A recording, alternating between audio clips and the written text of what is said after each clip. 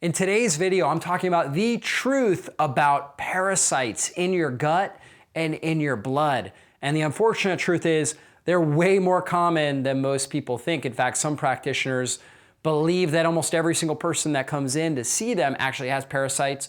I don't believe that to a degree, right? I don't believe that every single individual has a high parasite load.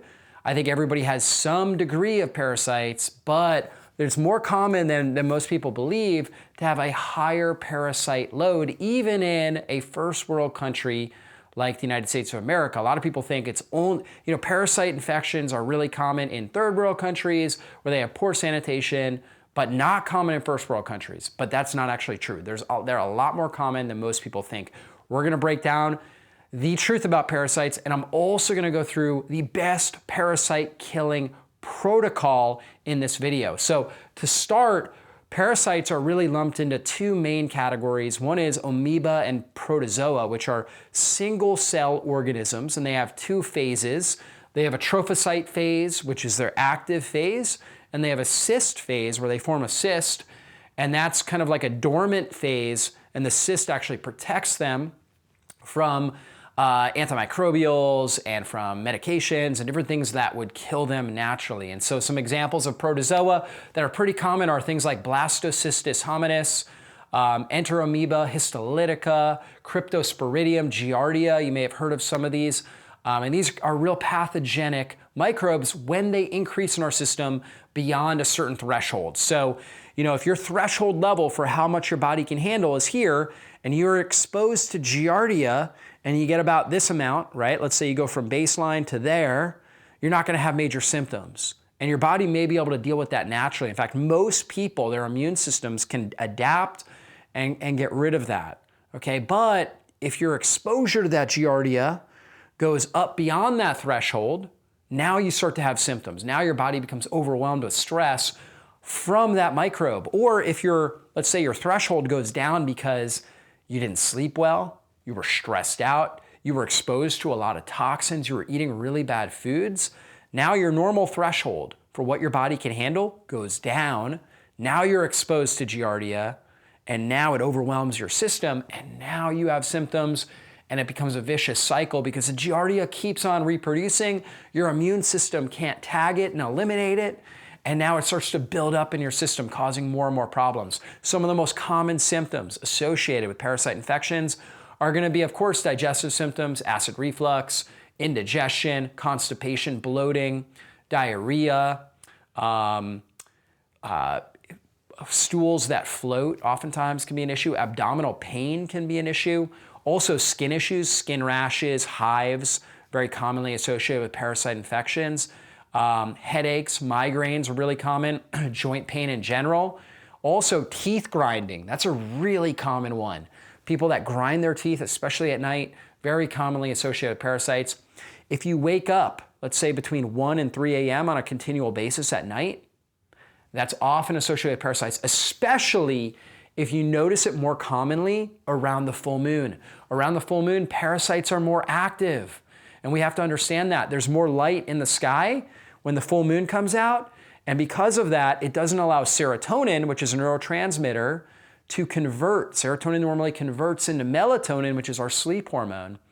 The more light in the sky because of the full moon causes a higher amount of serotonin to be in the bloodstream, less melatonin, and that serotonin is a signal. The more serotonin in our bloodstream, that's a signal to the parasites that they can increase their activity. So a lot of those parasites go from cyst stage to trophocyte stage, right? And that causes more problems. Now, protozoa and amoeba are big factors. There's also what we call helminths. Helminths are your worms. And so there's all different types of worms. Nematodes, which are roundworms. You get cestodes, which are tapeworms, commonly found in things like pork, for example. Eating undercooked pork can give you tapeworm infections. Trematodes, which are flatworms, and liver flukes. These are a lot more common than most people believe. A lot of people have some sort of worm or a number of worms in their intestinal system, and those worms will just eat up nutrients in your body. And so some of the main risk factors for getting a parasite infection, one is antibiotic use, because antibiotics will kill off healthy microbes in your gut. Those healthy microbes produce postbiotics. They eat the food that we consume, produce postbiotics that strengthen the intestinal lining, strengthen the gut mucosa, the immunoglobulins in the gut mucosa, and protect the gut lining and protect the overall environment in the gut.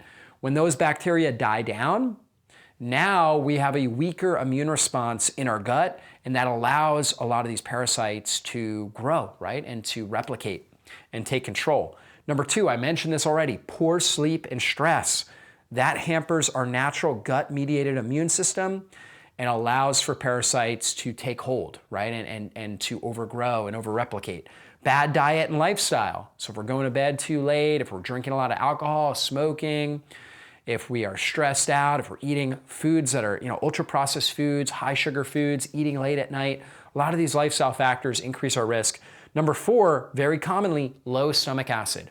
When we consume food, that food is going to have microbes on it, even if it was just cooked, okay? Obviously, the more you cook it, the less microbes, or the more fresh you consume it, like freshly cooked, the less microbes are going to be on it. The more it's exposed to air after it's cooked, the more microbes are going to be on it. But normally, our stomach acid should be able to handle that. If we have real strong acidic stomach acid, it's going to sterilize the food that comes in. But if we're under stress, if we're eating bad foods, if we have certain nutrient deficiencies like zinc deficiency, for example, then we're not going to be able to produce the stomach acid that we need, and we're not going to be able to sterilize that food effectively, and therefore parasites and other microbes, bad bacteria and different things like that, are going to get into our small intestine in a higher proportion, much higher levels than if we had good, adequate stomach acid. So really important that we have good stomach acid production. And then number five is trauma. Of course, any sort of physical trauma, but also emotional trauma. That's a major stressor that's going to affect our ability to produce stomach acid, and it's going to affect our gut microbiome and our immune system in our gut. And then exposure to toxins, pesticides, herbicides, mycotoxins. Maybe you're living in a moldy home that's off-gassing mycotoxins. Maybe you just got a new couch and it's off-gassing formaldehyde. That's going to hamper your immune system and make you more susceptible to a parasite infection. So these are the major risk factors.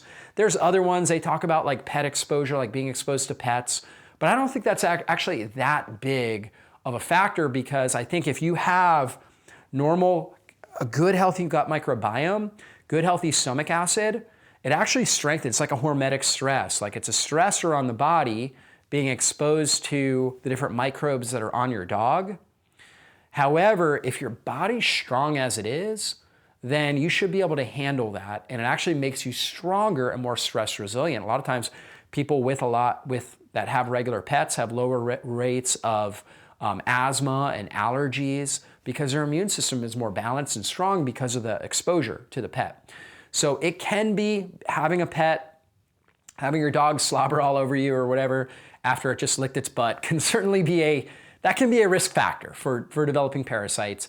But I don't think it's as big a risk factor as these other ones right here. They also say, traveling to a third world country certainly could be a risk factor, especially if you're drinking water that is contaminated. Certainly, that could be a factor, right? Or swimming in, a sewage tank would obviously be a risk factor. But I think these are going to be the big things right here. Keeping your gut microbiome, your digestive juices functioning well, keeping your overall toxic load under control. I think those are the most important things to really focus on.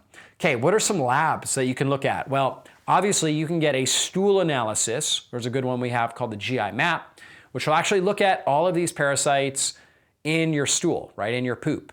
Now, there's a lot of false negatives with that. So certainly we'll see them from time to time, but I also see that on blood work and symptoms and on symptom questionnaires that a lot of individuals are showing a lot of signs of parasites, and it's not showing up in the stool. So a stool test is good, but you know what? A lot of times it's going to show a false negative where there's really parasites, but it's not actually showing up in the stool at the time of the test. So there are also some other labs, and these aren't always the case, but a lot of times I'll look at labs. I'll see white blood cells, right? Your immune cells, either very high or low, right? Very high, above 8, means you're fighting off some sort of infection, okay? If it's very low, it means you've had an infection or a high toxic load and typically an infectious burden for a long time. And now your body's not able to produce enough white blood cells because in a sense, its white blood cell producing mechanism has been depleted. And so it's producing less of these white blood cells. So that's something I'll look at. I like to see the white blood cells between 5 and 8. So if it's like 3, that's a sign chronic infection taking place in the body. If it's up above 8, 10, 12, usually some sort of acute stressor, right? Acute infection. Elevated eosinophils. Eosinophils are a type of immune cell that gets triggered, and it's very much associated with going after kind of larger parasites, right? And so when eosinophils are elevated, I think parasite infection, and oftentimes I think possibly helminths. Now, it can also be elevated due to, for example, if you have an allergic reaction to something, or if you have allergies to pollen and you're exposed to pollen. So it's not 100%. Sometimes it's other factors, but very commonly associated high eosinophils with either protozoa, amoeba, or oftentimes with the helminth exposure. So that's another thing I look at. Elevated liver enzymes. A lot of these parasites get into the liver, like liver flukes, and they cause damage and inflammation in the liver. And so oftentimes we'll see ALT, AST, alkaline phosphatase, GGT, these liver enzymes elevated because of the damage that's taking place to the liver. We also may see elevated inflammatory markers like high sensitivity C-reactive protein. Oftentimes that'll be elevated. Sometimes the blood, the actual blood will be thicker because of the inflammatory activity that's taking place. So we'll see elevated ESR, erythrocyte sedimentation rates, and a lot of times we'll see anemic states. Certain types of parasites, particularly these helminths, these large multicellular worms, will take a lot of the iron out of the system and can increase your risk of an iron deficiency anemia. Now, on the opposite side of that, like before you get to the iron deficiency, sometimes we'll see high ferritin. Ferritin is a storage form of iron, and the body will hold the iron in a storage form. Oftentimes, it will sequester it there to try to keep it away from the parasite, because the parasite, while it likes the iron, it's important for its growth patterns. And so it will stay in the ferritin, and we'll see high serum ferritin, but lower iron levels oftentimes. And so that can be an indication also of parasites. So a lot of really good factors there that we're looking at when it comes to the blood labs. Now, here's what we do. Here's our protocol for getting rid of the parasites. Obviously, following good, healthy diet and lifestyle practices, making sure we're really trying to prioritize good sleep, keeping stress under control, good, healthy nutrition principles like I teach, opening up all the drainage pathways, doing things like castor oil packs, over your liver to help open up, dilate the liver can be really helpful. Making sure you're hydrating well, dry brushing your skin to open your lymphatics, infrared sauna, all these things can be super helpful, right? And you want to open up all your drainage pathways. You want to make sure you're moving your bowels. If you have constipation, you don't want to do any sort of parasite killing until you get your bowels moving regularly. So you can take high dose magnesium. We have a couple products. One is Oxy Powder, another is Bowel Mover.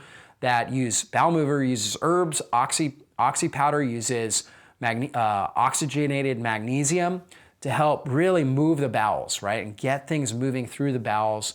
That's so important. And we can't get into any sort of parasite killing activity until we have regular, at least 1 to 2 good bowel movements every single day. So that's the first thing, getting the bowels moving, really trying to open up and improve our respiration, nose breathing, not mouth breathing as much as possible, nasal breathing. Doing deep breathing practices can be really helpful. So we want to be able to excrete more toxins through our breath, through urination, so good hydration, super key. Through perspiration, that's where something like infrared sauna can be really helpful. And then through defecation, right? So that's why we want to move our bowels.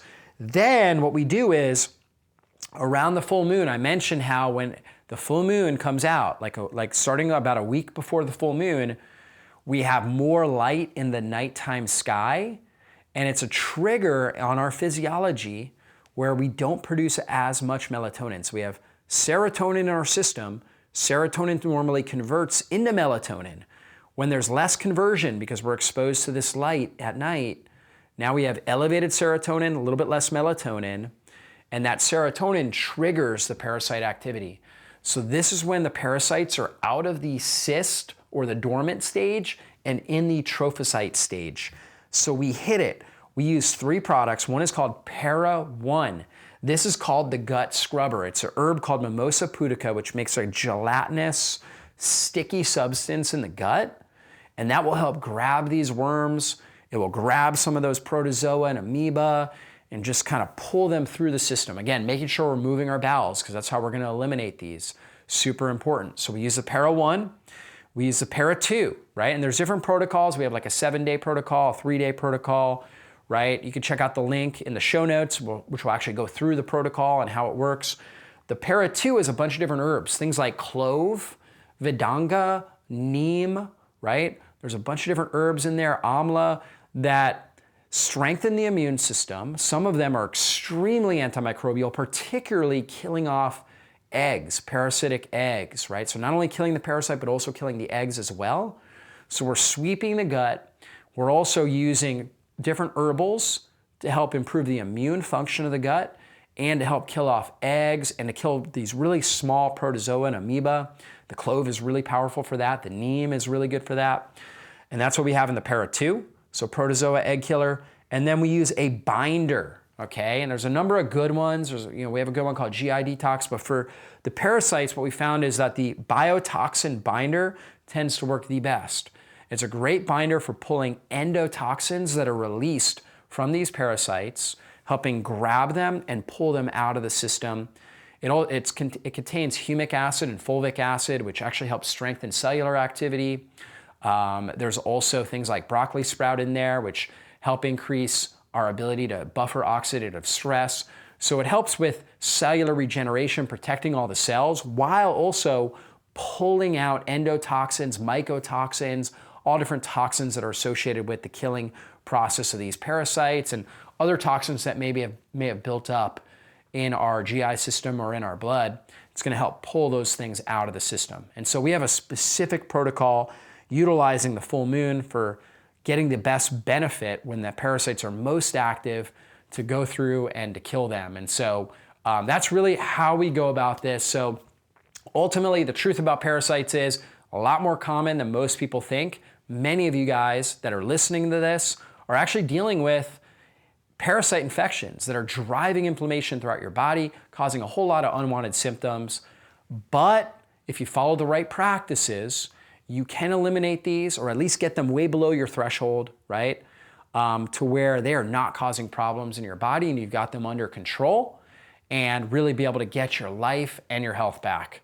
So with that said, hopefully you guys enjoyed this video. Please share it with anybody that you know and that you care about, and we'll see you guys in a future video training. Be blessed.